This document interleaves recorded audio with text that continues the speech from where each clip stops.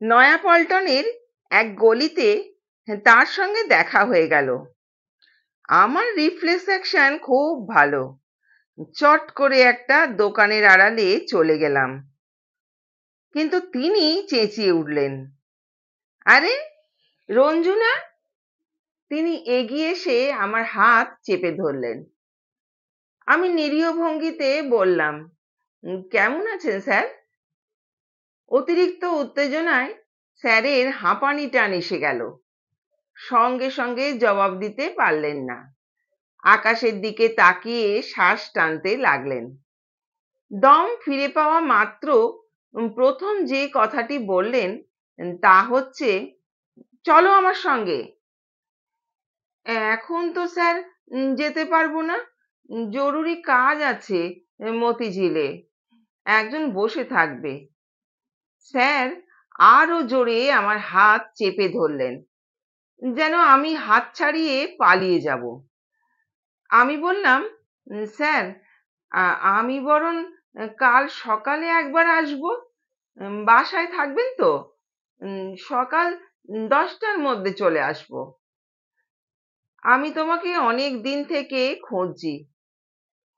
তুমি যে ঠিকানাটা দিয়েছিলে সেই ঠিকানায় কয়েকবার গেছি, সেখানে তো কেউ থাকে না।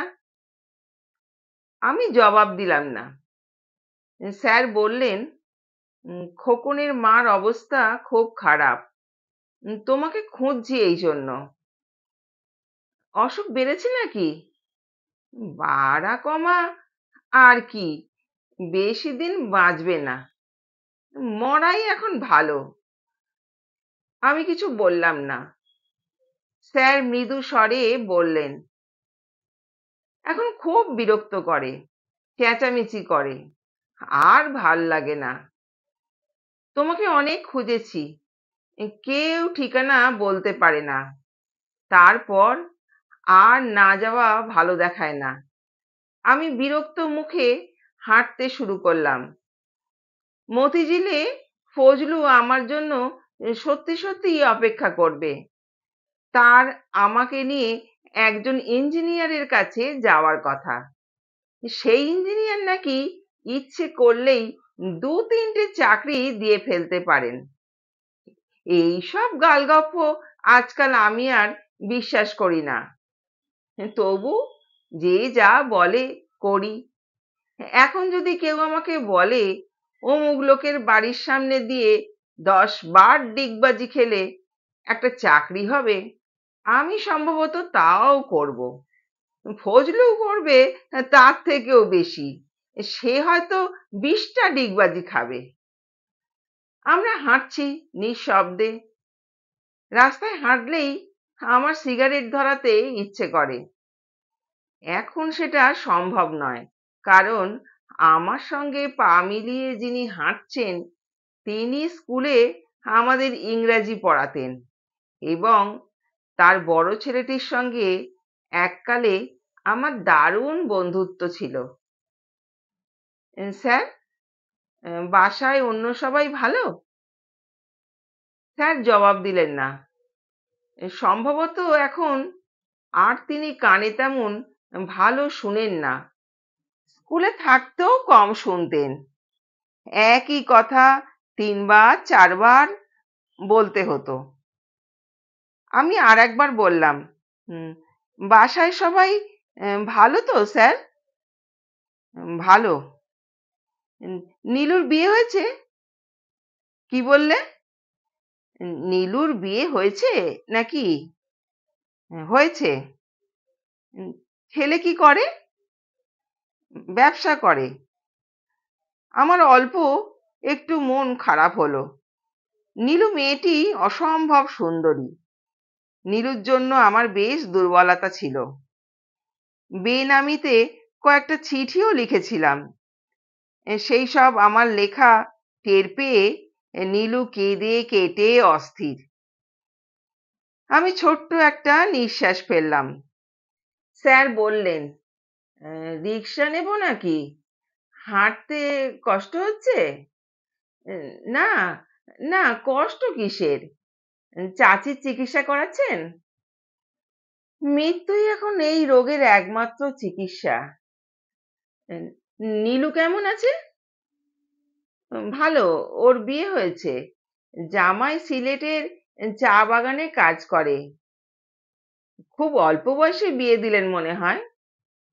অল্প কোথায়, তাছাড়া ঝামেলা কমলো। ঝামেলা এখন আর ভালো লাগে না। স্যার আমাকে বসার ঘরে বসিয়ে ভিতরে অদৃশ্য হয়ে গেলেন। প্রায় 2 বছর পর এলাম এই বাড়িতে। কিছুই বদলায়নি। কিছু কিছু বাড়ি আছে যেগুলো সব সময় আগের মতো থাকে, পর্দার রং পর্যন্ত পাল্টায় না, কিংবা হয়তো সব সময় একই রঙের পর্দা কেনা হয়। আমাকে অবাক করে দিয়ে নীলু এসে ঢুকলো। মায়ের কাছে বেড়াতে এসেছে হয়তো। বেশ সেজেগুজে আছে। বিয়ে হবার জন্যই হোক কিংবা অন্য যে কোনো কারণেই হোক, তাকে দেখাচ্ছে আরো সুন্দর। নীলু এসেই ঝগড়ার ভঙ্গিতে বলল, আপনি বাবাকে ভুল ঠিকানা দিয়েছেন কেন? ভুল না, আমি এক ঠিকানায় বেশি দিন থাকি না। রঞ্জু ভাই, আপনি একটা মিথ্যে কথা বললেন। মিথ্যে কথা বলবো কেন? যে ঠিকানা দিয়েছিলেন সেই ঠিকানায় রঞ্জু নামের কেউ কোনোদিন ছিল না। আমি চুপ করে রইলাম। নীলু বলল, মার জন্য তো অন্তত এক আধবার আপনার আসা উচিত ছিল, উচিত না? সময় পাই না। সময় পান না কেন? এমন কি রাজকার্য? নানান ধান্দায় থাকি। আজ কিন্তু সন্ধ্যের আগে যেতে পারবেন না। সন্ধেবেলায় আমার বর আসবে। সে আপনার সঙ্গে যাবে, দেখে আসবে আপনি কোথায় থাকেন। নীলু এমন ভাবে বর কথাটি বলল যে তাকে আরো সুখী সুখী মনে হলো। বোধ হয় বেশ ভালো বিয়ে হয়েছে। গলায় ভারী একটা হার, হাতে মোটা মোটা বালা। ইচ্ছে হলো জিজ্ঞেস করি, বেনামি চিঠিগুলির কথা মনে আছে? জিজ্ঞেস করবার আগেই স্যার এসে ভেতরে নিয়ে গেলেন। মৃদু স্বরে বললেন, কাপড় চোপড় এখন আর ঠিক থাকে না, ঠিকঠাক করতে সময় লাগে। ঘরটি অন্ধকার, কিছুই প্রায় চোখে পড়ে না। স্যার বললেন, আলো সহ্য করতে পারে না, তার জন্যই এই ব্যবস্থা। আমি বললাম, চাচি ভালো আছেন? কোনো উত্তর এলো না। নীলু বলল, মা চিনতে পারছো? ভাইয়ার বন্ধু, রঞ্জু ভাই। বিছানার ওপর কিছু একটা যেন নড়লো। পরিষ্কার গলায় চাচি বললেন, জানলাটা খুলে দে নীলু। ঘরে আলো হয়ে উঠতেই অপ্রকৃতস্থ মহিলাটিকে আবার দেখলাম। কি ঝকঝকে চোখ! বেশিক্ষণ তাকিয়ে থাকা যায় না, মাথা ঝিমঝিম করে ওঠে। আমি দ্বিতীয়বার বললাম, চাচি, আমাকে চিনতে পারছেন? আমি খোকনের বন্ধু। চাচি কোনো জবাব দিলেন না। স্যার বললেন, রঞ্জু আগাগোড়াই খোকনের সঙ্গে ছিল। খোকন কিভাবে মারা গেছে সেটা ও খুব ভালো জানে। রঞ্জু, তুমি বলো তো, খোকন কিভাবে মারা গেল? আমি চুপ করে রইলাম। নীলু বলল, রঞ্জু ভাই, আপনি বলুন। মা কথা সব বুঝতে পারেন, আর আপনাকে মা চিনতেও পেরেছেন।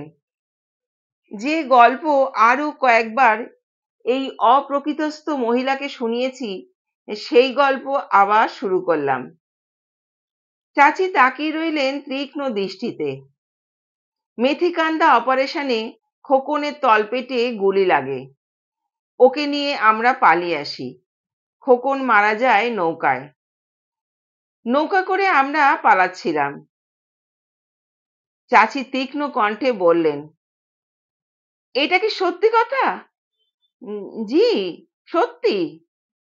চাচির গলা আরো তীক্ষ্ণ হয়ে গেল। এটা কি সত্যি?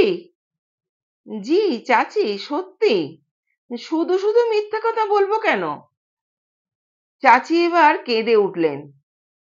ফোঁপাতে ফোঁপাতে বললেন, "উম, তবে যে ওরা বলে খোকনকে মিলিটারিরা ধরে ফেলেছিল, তারপর মাঠের মধ্যে নিয়ে জবাই করেছে।" চাচি, এটা মিথ্যে কথা। কেন আমার ছেলেকে নিয়ে মিথ্যে কথা বলে? যুদ্ধের সময় এরকম মিথ্যে গুজব রটে চাচি। তাছাড়া ওরা মানুষ কিভাবে জবাই করবে? ওরা নিজেরাও তো মানুষ। বলতে বলতে আমি ফ্যাকাশ ভাবে হাসতে চেষ্টা করলাম। চাচি আর কিচ্ছু বললেন না। তার উত্তেজনা কমে আসছে। এখন বেশ কিছুদিন শান্ত থাকবেন। কয়েক রাত তার সুনিদ্রা হবে। তারপর আবার অস্থির হয়ে পড়বেন। স্যার খুঁজতে থাকবেন আমাকে। মিথ্যে কথা বলতে আমার কখনো খারাপ লাগে না।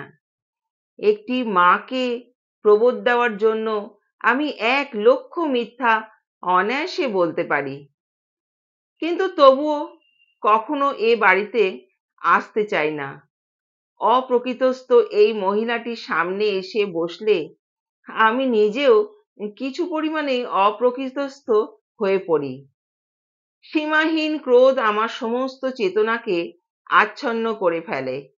ইচ্ছে করে ছুটতে গিয়ে কোনো একটি ভয়ঙ্কর অপরাধ করি, যে অপরাধের কথা এর আগে কেউ কখনো শোনেনি। কিন্তু আমি তা করতে চাই না।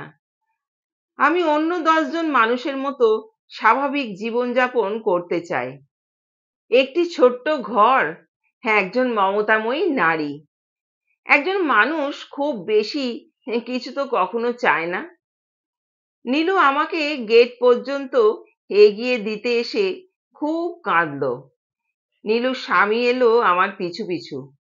আমি কোথায় থাকি তা জেনে আসবে। লোকটি ভালো মানুষ ধরনের। রাস্তায় নেমেই আমি তাকে বললাম, নীলুর সঙ্গে যে আমার প্রেম ছিল সেটা আপনি জানেন নাকি ভাই? ভদ্রলোক চমকে উঠলেন। আমি গম্ভীর গলায় বললাম, দারুণ লটকালটকি ছিল। আমি অপ্রকৃতস্থ হতে শুরু করেছি। বন্ধুরা, গল্প পাঠ কেমন লাগলো আমাকে কমেন্ট করে জানিও। আর চ্যানেলটাকে সাবস্ক্রাইব করে তোমরা পাশে থেকো। সবাই সুস্থ থেকো, ভালো থেকো। ধন্যবাদ। আসছি পরবর্তী আর একটা নতুন গল্প নিয়ে।